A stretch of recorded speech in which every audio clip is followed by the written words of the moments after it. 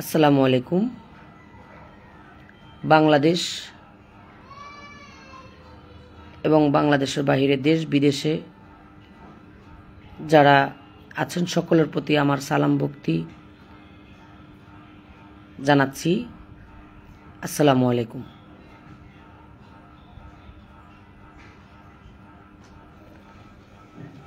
আসলে আমাদের বর্তমানে মহারাজ আবুল সরকারকে নিয়ে যেই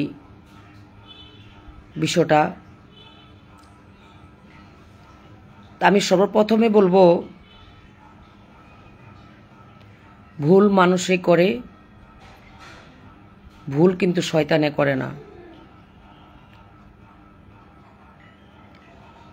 অন্যায়কারী অন্যায় করে এবং আল্লাহ তাকে আবার ক্ষমাও করে। আল্লাহ বলছে যে কেউ যদি অন্যায় করে কারো সাথে, সে ব্যক্তি যদি তাকে ক্ষমা করে দেয়, আমি আল্লাহ নিজেও তাকে ক্ষমা করি। এখন আমার কথা হলো, আমরা মানুষ, ভুলের ঊর্ধ্বে না, ভুল হইতেই পারে। এখন যে কথাটি মানুষের হৃদয়ে ক্ষতবিক্ষত করেছেন, আমি বলবো, দেখেন, এরকম ভুল কথাবার্তা কিছু যারা বক্তব্য রাখেন স্টেজে, যে কোনো বক্তাই হোক না কেন, সে যেই কোনো লোকে হোক না কেন, কথা বলতে গেলে একটু ভুল হইতে পারে বা হয়ে যায়। তা আমি সর্বপ্রথমে বলবো, আপনারা মহারাজ আবুল সরকারকে ক্ষমার দৃষ্টিতে দেখেন। ক্ষমাই মুহূর্তের লক্ষণ। আপনারা তাকে ক্ষমা করেন, তাকে আল্লাহর কাছে তোবা করতে সুযোগ দেন, তাকে ক্ষমা চাইতে দেন। সারা দেশ বিদেশের সকল মানুষের কাছে আমি বাউল শিল্পী হাসিনা সরকার, আমিও ক্ষমা চাচ্ছি। ক্ষমা করে তাকে মুক্তি দেন, তাকে আর কষ্ট দিয়েন না। কারণ আমরা বাউলরা কখনো মানুষকে আঘাত করতে পারে না, বাউলরা কখনো মারতে জানে না। তো যে জীব পরম পালাটা করা হয়েছে, এই জীব পরম পালাটার মধ্যে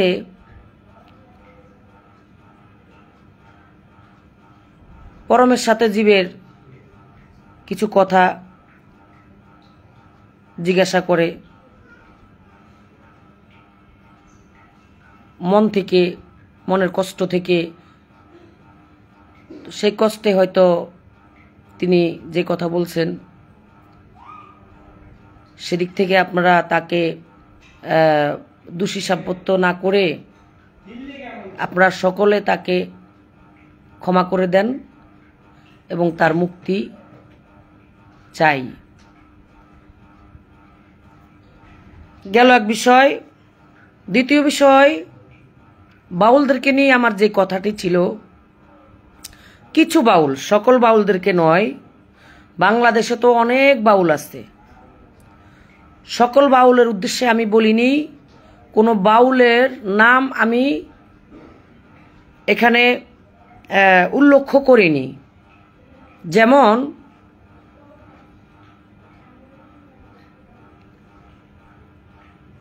আপনার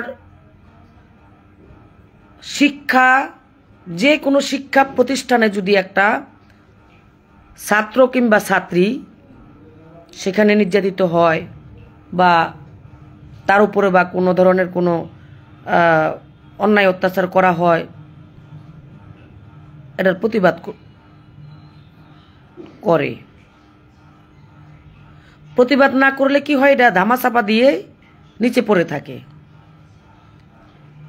তা আমি কিছু কিছু বাউলের কথা বলছিলাম, যে কিছু কিছু বাউল আছে মেয়ে শিল্পীদেরকে ভোগ করে, তাদেরকে ভোগের লীলাসিতা দেখাইয়া তাদেরকে গান বা প্রোগ্রাম বা যে কোনো কর্ম দেওয়ার কথা বলে তাদেরকে ভোগ করে, এবং এই ধরনের কিছু হয়েছে সেটা আমি বলছি। এবং আমাকে যে কথাটা আমি বলছি যে এরকম আমাকে অফার দেওয়া হয়েছে। আচ্ছা,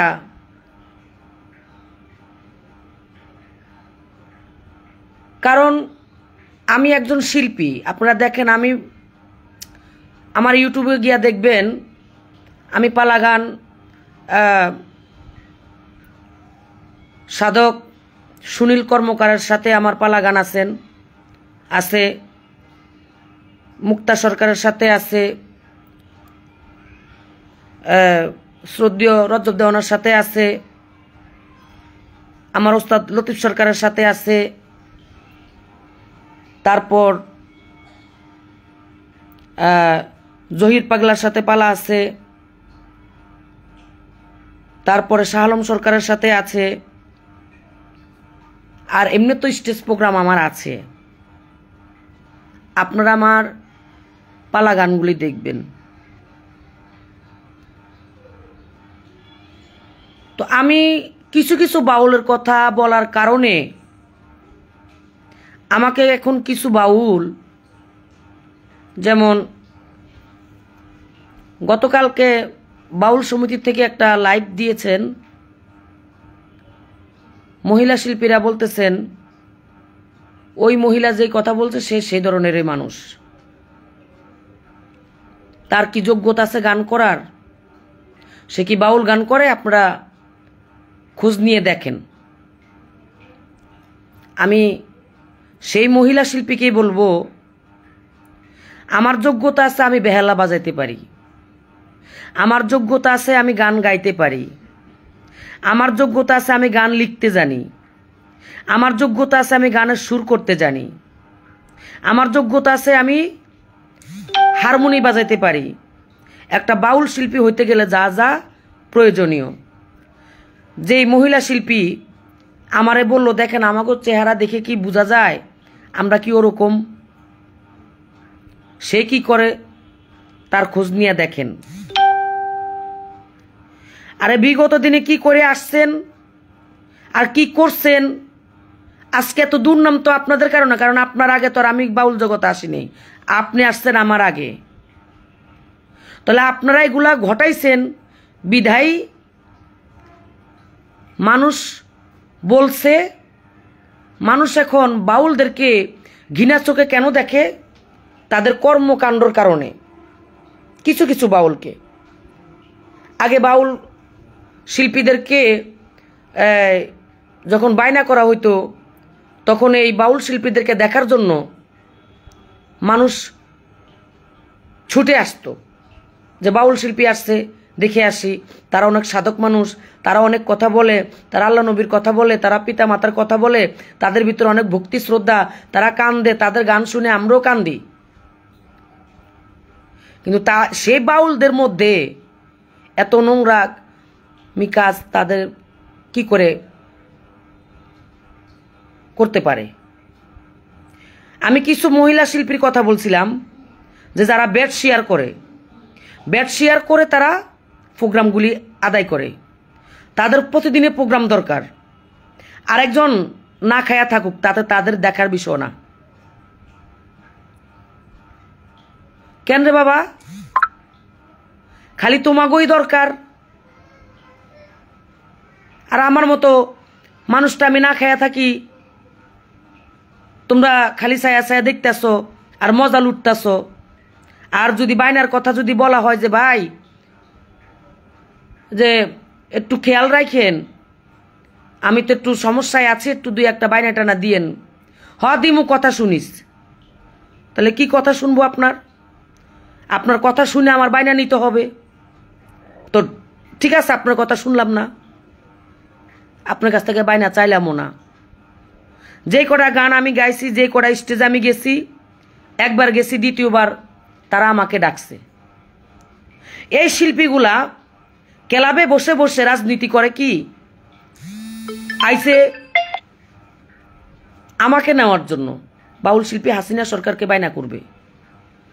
ওই শিল্পীগুলা আবার কিছু দালাল আছে, এরা গেটের সামনে দাঁড়ায় দাঁড়ায়া বলবে না না এ শিল্পী নিয়েন না, ও কি গান জানবে, আমি শিল্পী দেই, ও ভালো গান জানে, ও স্টেজ মাথায় এলাইব, স্টেজ একবার মাথার উপরে লইয়া নাচবো। তাহলে স্টেজ মাথার উপরে লইয়া নাচলো তাহলে খারাইব কিসের উপরে?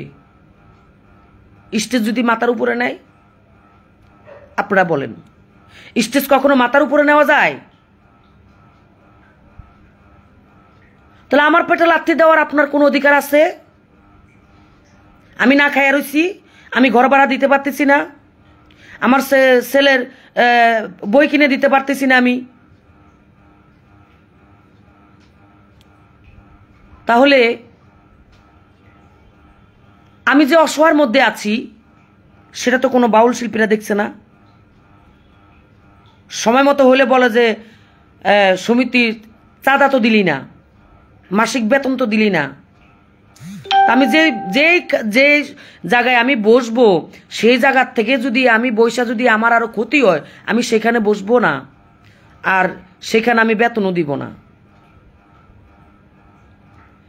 আবার বলে যার যার যোগ্যতা তারে বায়না করে।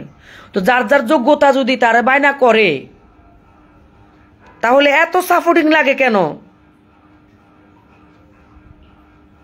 একজন শিল্পীর পিছনে 10-15 জন করে লোক থাকে।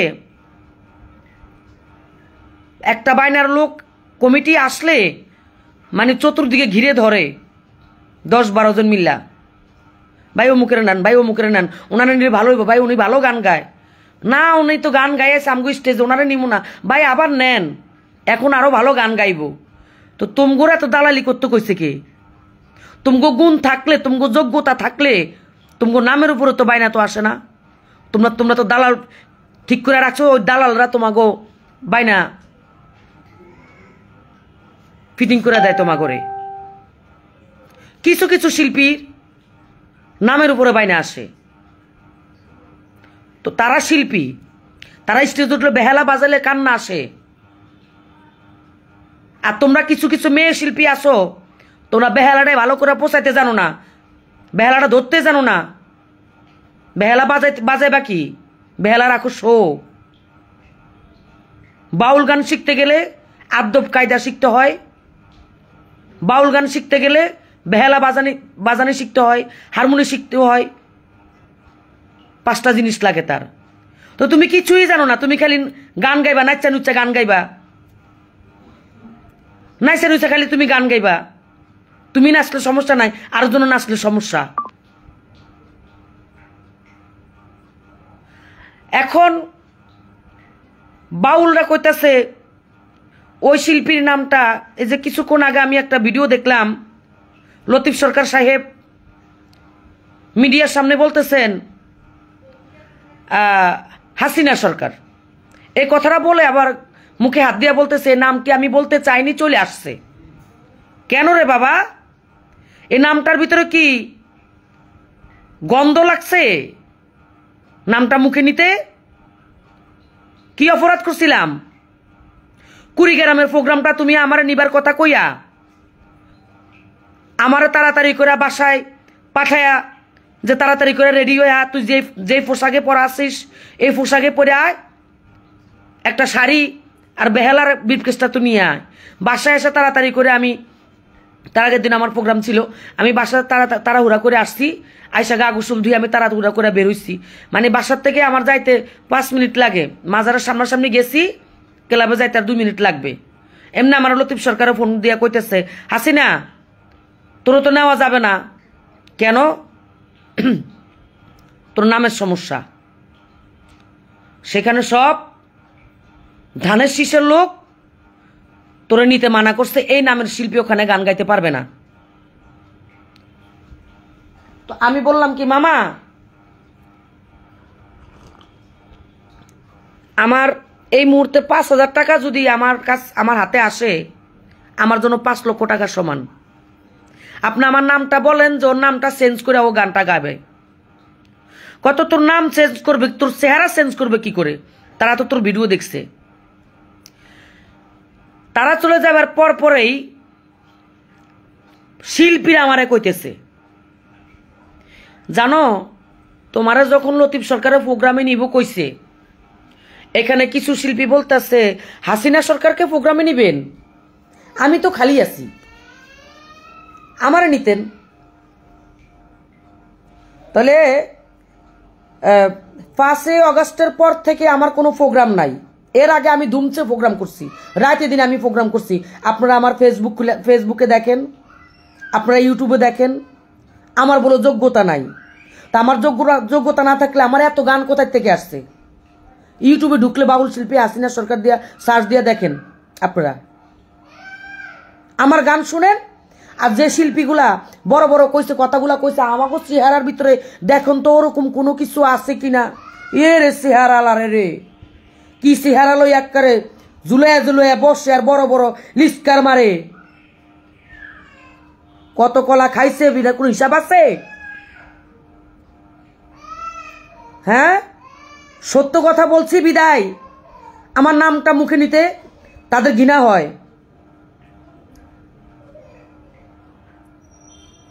আমাকে যখন আপনারাই বিচার করেন, আমি সত্য কথা বলছি বিদায় আমার নামটা বলতে তাদের ঘৃণা হয়।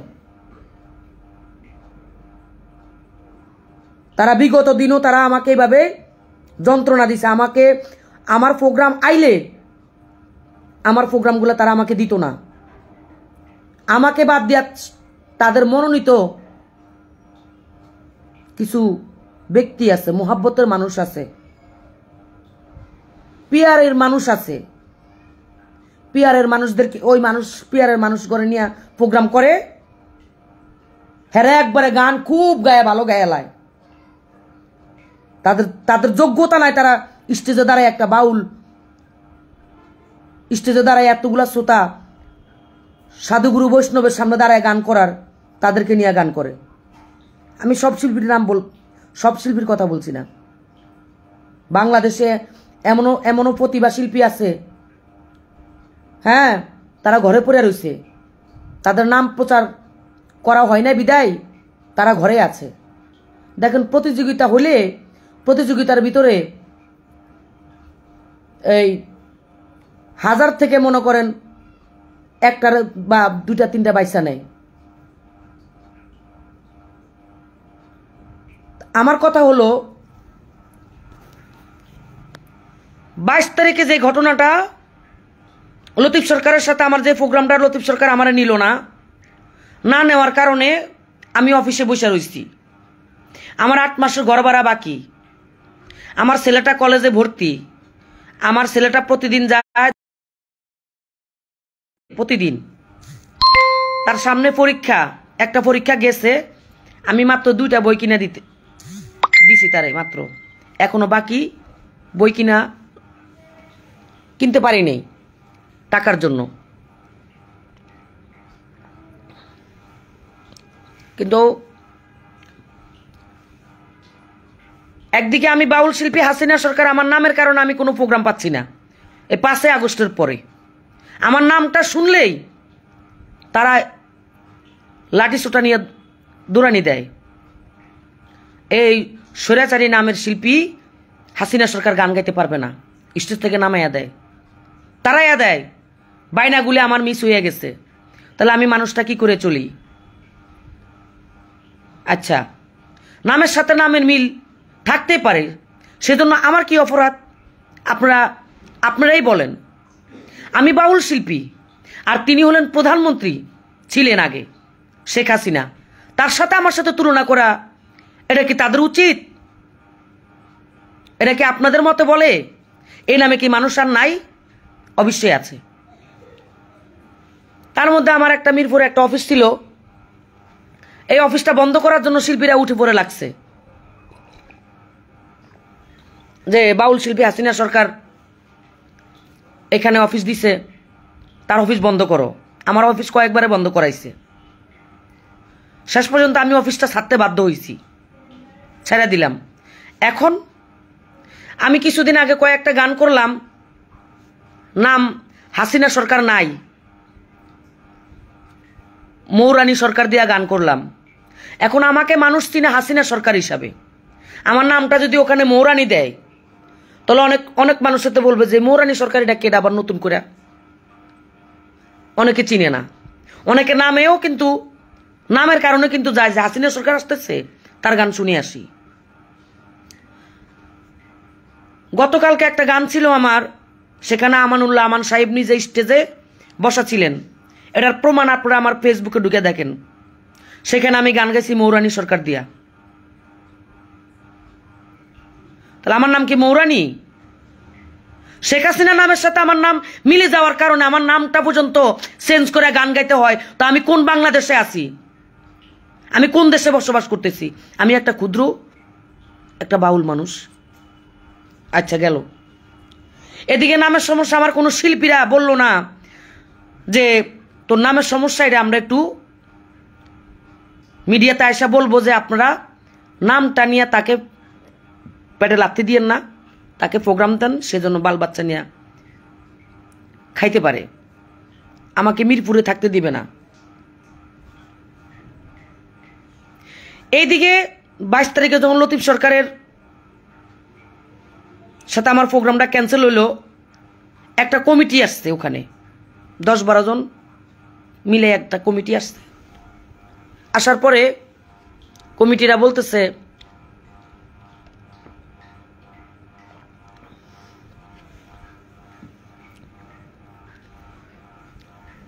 যে ওনার নাম কি? হাসিনা সরকার। বলতেছে তো আমরা হাসিনা সরকারকে নেই।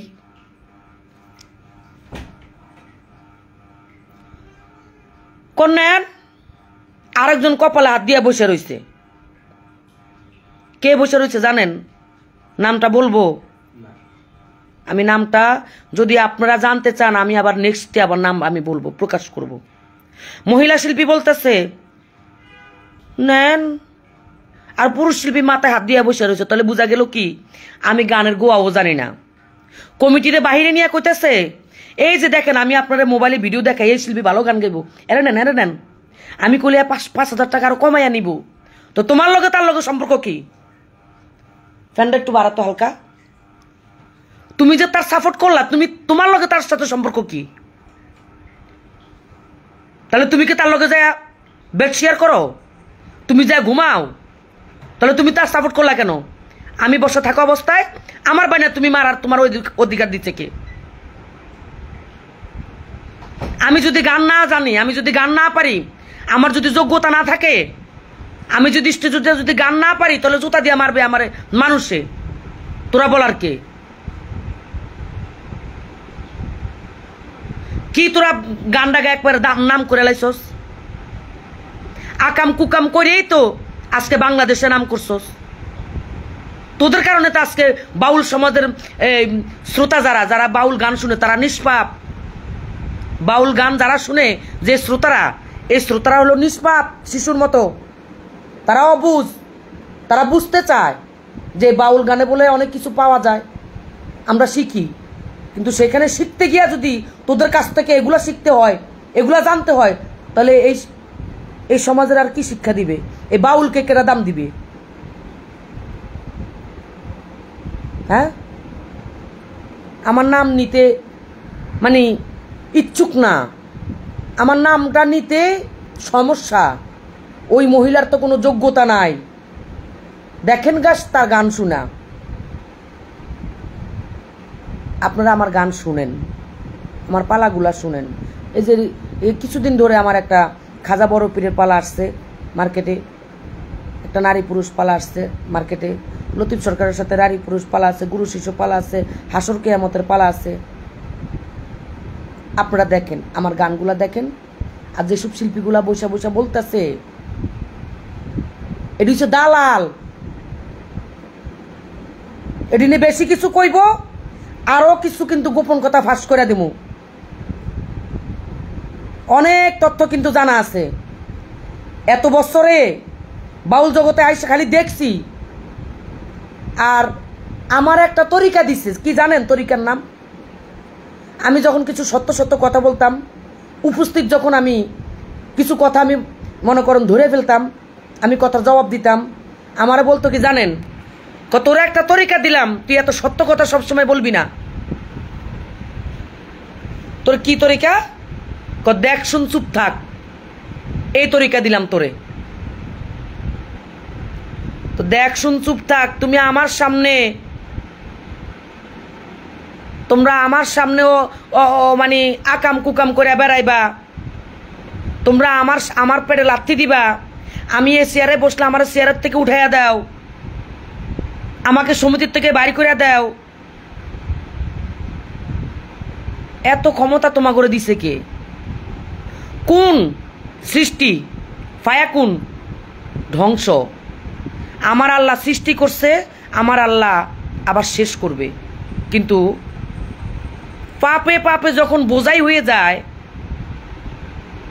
তখন সেই পাপ আর ঢাকার মতো ক্ষমতা আমার আল্লাহরও নাই। আমার আল্লাহ বলছে যা, আমি ছেড়ে দিলাম জনগণের উপরে।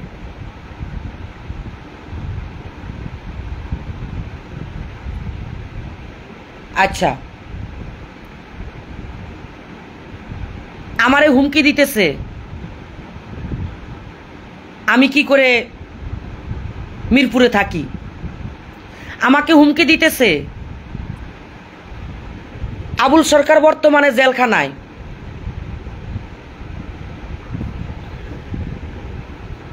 তুই বাউল সমাজের মধ্যে কথাগুলো এখন মিডিয়াতে কথাগুলো বলা তো উচিত হয়েছে। এখন বাউলদের প্রতি একটা আরো ক্ষোভ বাড়লো না মানুষের? তহিদি জনতাদের ক্ষোভ আরো বাড়লো। তো কিছু কিছু বাউলরা কিছু কিছু কথা বলে, এগুলার কোনো হাদিসও নাই, কোনো দলিলও নাই, এগুলা ভিত্তিহীন, এগুলা কেউ মানতে পারে না। আগে মিডিয়া ছিল না বিদায় এগুলা কেউ বুঝতে পারে নাই। এখন মিডিয়া আছে, কথা বলতে সাবধান। যে কোনো মানে বিষয়, হ্যাঁ, যে কোনো কিছু তোমরা ফট করে কয়ে এলাইবা। আল্লাহর সাথে বান্দার কখনো পাল্লা হয় নাকি? হ্যাঁ, আল্লাহর সাথে অভিমান করা যায়। যেমন পিতা মাতার সাথে অভিমান করে সন্তানরা, বাবা বা মা আমার এই জিনিসটা পছন্দ হয়েছে, আমাকে এনে দাও। বছরে একবার ঈদ আসে, ওই ঈদের সময় পিতা মাতা সন্তানদের জন্য লক্ষ লক্ষ টাকা খরচা করে তাদের চাহিদা পূরণ করার জন্য। তারা কি দিলে তারা খুশি হবে? তা তোমরা আল্লাহকে দেওয়ার জন্য কি দিছো? আল্লাহকে খুশি করার জন্য কি দিছো? খালি আল্লাহর কাছে চাইতেই থাকো, আল্লাহর কাছে চাইতেই থাকো। আল্লাহরা তো দিতেইব কিছু। আল্লাহরা না দিলে আল্লাহ কইব কি, আমারে কিছু না দিয়া তোমার আমি দুনিয়াতে পাঠাইলাম, প্রেরণ করলাম, তুমি আমার ইবাদত করবা, আমার বন্দিগি করবা, তুমি সহজ সরল রাস্তায় চলবা। কবি জালালউদ্দিন খান একটি গানে বলছে, দিন গেলে আর দিন পাবি না, ভাটা যদি লয় যৌবন, থাকতে ক্ষুধা প্রেম সুধা পান করো রে পাগল মন। এটা কোন যৌবন? এই দেহ তাজা থাকতে তুমি আল্লাহকে স্মরণ করো। তোমার রূপ যৌবন আছে, তুমি অপকর্ম করে বেড়াইলা, আল্লাহকে তুমি স্মরণ করলা না। তুমি যৌবনের বাহাদুরি দেখাইলা, তুমি জায়গা জায়গা বিয়া করলা, তুমি ধর্ষণ করলা, তুমি অপকর্ম করলা, তুমি ক্ষয় করলা। বৃদ্ধকালে আইসা তুমি এখন নামাজের মাসলার থেকে তুমি উঠতে চাও না। আল্লাহ বলতেছে আমিও এত ঠেকা না। তোমার জোয়ানকালে, তোমার যৌবনকালে তুমি তোমার যৌবনের বাহাদুরি করছো, এখন বৃদ্ধকালও আইসো তুমি আমার ডাকার জন্য। ও এখন বুঝে আমার ঠেকা পড়ছে, তোমার এবাদত আমি কবুল করব। আমার আল্লাহ বলছে যৌবনকালে যদি তুমি একটা রাত্র তুমি ওই কাজে লিপ্ত না থেকে তুমি আমাকে তাহাজ্জুদ নামাজ পড়ে যদি তুমি আমাকে একবার ডাকো, আমি আল্লাহ 1000 বার সাড়া দিই। আর তুমি সকল কিছু শেষ করে হ্যাঁ বৃদ্ধকালে আইসা তুমি আমারে ডাকবা, আমি আল্লাহ তখন একবার সাড়া দিতে আমি কষ্ট পাই।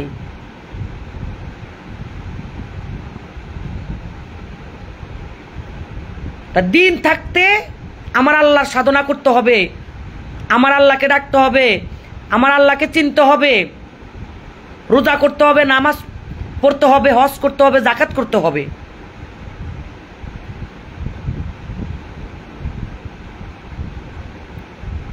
আচ্ছা গেল। এখন আমি এই সত্য কথা বলার কারণে কি বলছি, যে কিছু বাউল পুরুষ শিল্পীরা, কিছু পুরুষ বাউল শিল্পী, তারা মেয়েদের প্রতি এত এত তাদের লোভ, ঘৃণা, ওদের দিকে তাকাইতে মন চায় না। তাদের সাথে শর্ত থাকে, বেডে আসবি বাইনা পাবি, বাইনা দিমু, কি লাগে সব দিমু, তাহলে বেডে যাইতে পারবো না, গান পাবো না। আমি সত্য কথা বলার কারণে আমার হুমকি দিতেছে, আমার নামটা নিতে তাদের কষ্ট হইতেছে। তখনই আমি মুখ খুলতে বাধ্য হইছি যে আমার এখন দেয়ালে পিঠ থেকে গেছে, 8 মাস আমার ঘর ভাড়া বাকি, আমার ছেলেটার বই কিনে দিতে পারি না, ছেলেটা কলেজে যাইতে পারে না, আমি ঠিকমতো ঘরে বাজার করতে পারি না, আমি অসুস্থ। দেখেন আমি গলা দিয়ে কথা বলতে পারতেছি না, আমি অসুস্থ, ঠান্ডা লাগছে, আমার গায়ে জ্বর, আমি একটু ব্লাড পরীক্ষা করব, তাও আমি ডাক্তার কাছে দেখাইতে পারি না, আমার হাতে টাকা নাই। তাও 2-4টা গান আমি গাইতাম, এই শিল্পীরা আমার গানগুলি নষ্ট করে। এই ভাউরার বাচ্চা, এই দালালের বাচ্চা, দালালরা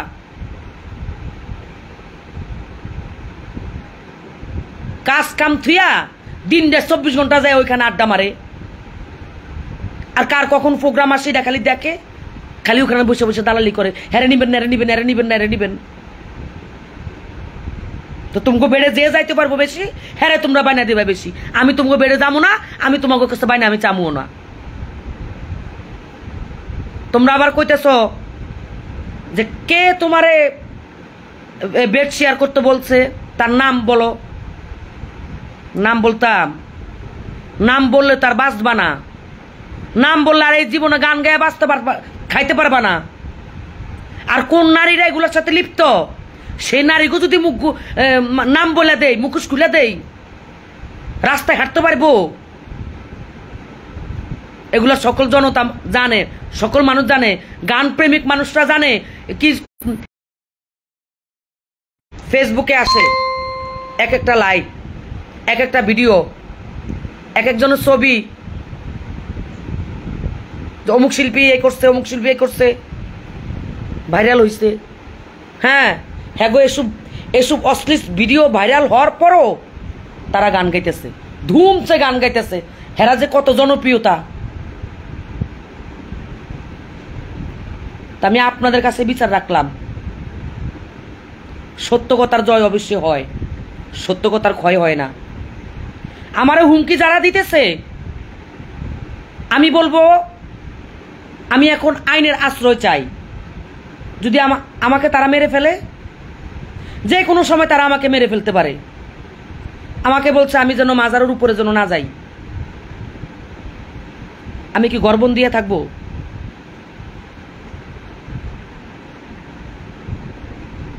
এখন আমি কি করব আপনারা আমাকে বলে দেন।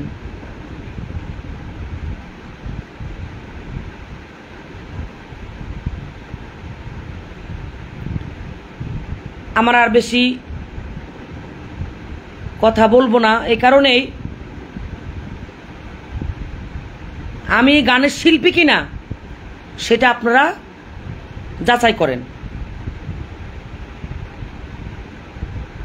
আপনারা যাচাই করেন। আমি গানের জগতে আইসা অনেক কষ্ট করছি। আমি একা একা আমি দেশ বিদেশে গেছি। আমি যদি গান না জানতাম তো কি আমার বিদেশের প্রোগ্রামে আমার ডাকতো? আমি টেলিভিশনের প্রোগ্রামে আমার ডাকতো?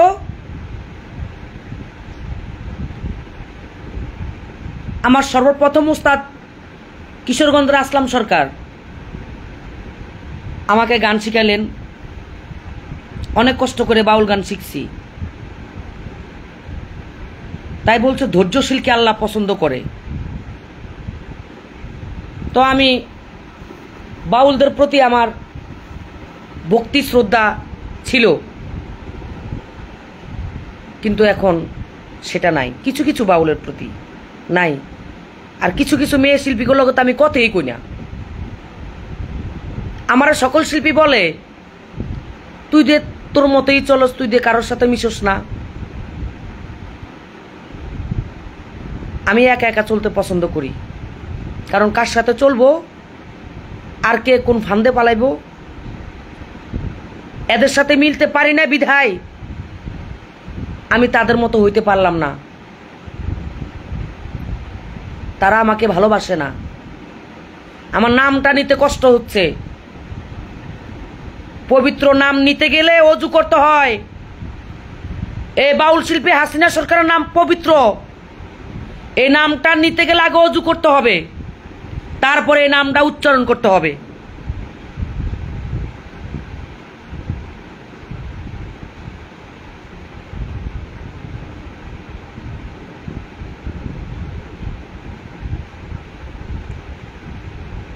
বাউল গানের যারা শ্রোতা রাতব্যাপী শীতের মধ্যে কি কনকনা শীত, এই শীতের মধ্যে তারা একটা বাউলে কি বলে কথাগুলো শোনার জন্য বসে থাকে।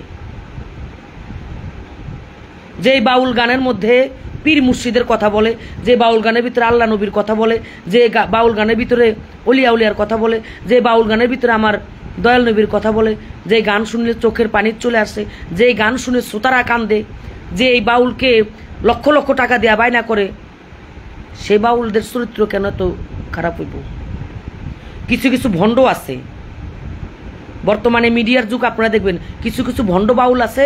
আর কিছু কিছু এই ভণ্ড বাউলদের কারণে আসল বাউলদের ক্ষতি হচ্ছে। আসল বাউলদেরকে খুঁজে পাওয়া যাচ্ছে না।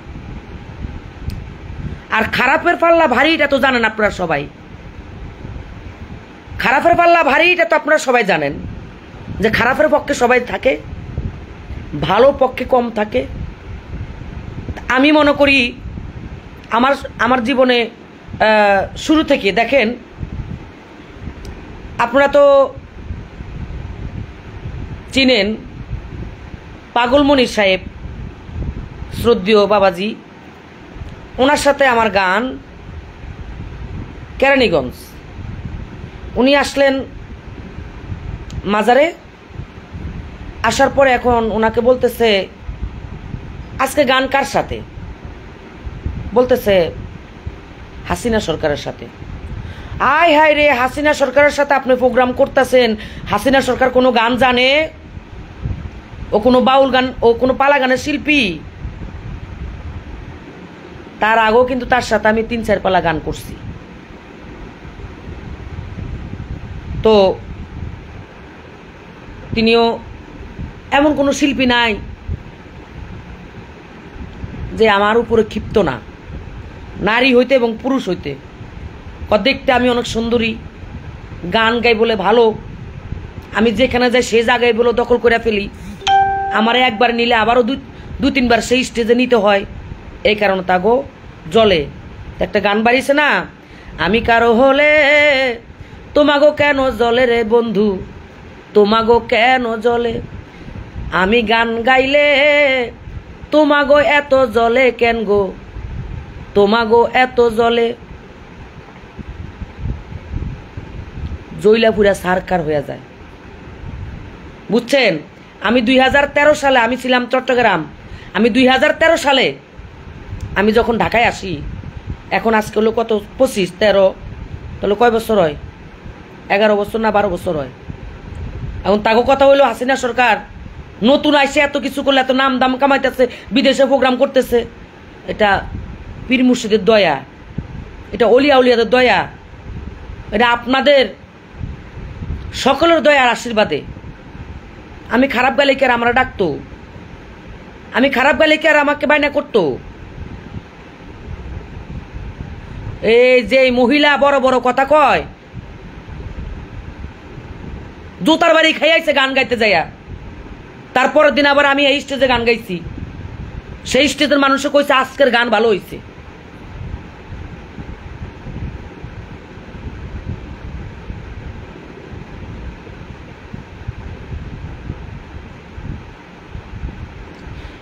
আমাদের বাংলাদেশের মানুষের নিয়ম নীতি দেখেন, কেউ যদি ভালো চলে তারা চলতে দিবে না, কেউ যদি ভালো মন্দ কিছু খায় তাকে খাইতে দিবে না। হ্যাঁ, কেউ যদি ভালো বিদ্যা জানে তার বিদ্যাকে কাজে লাগাইতে দিবে না।